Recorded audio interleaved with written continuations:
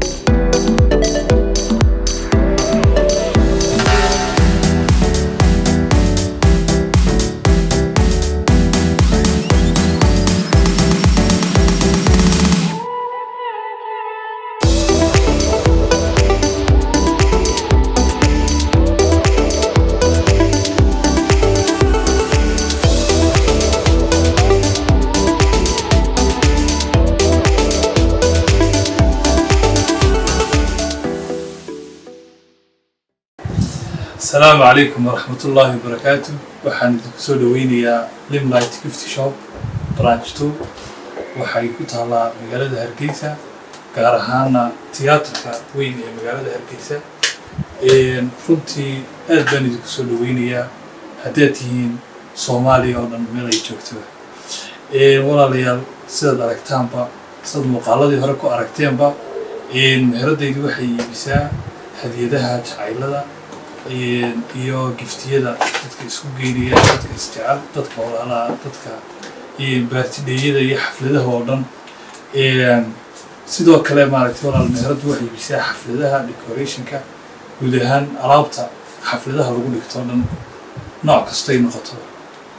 marka waxaan leeyahay soo dhawaada insha Allah qof walba noo yimaado waxaan soo dhaweynaa waji furan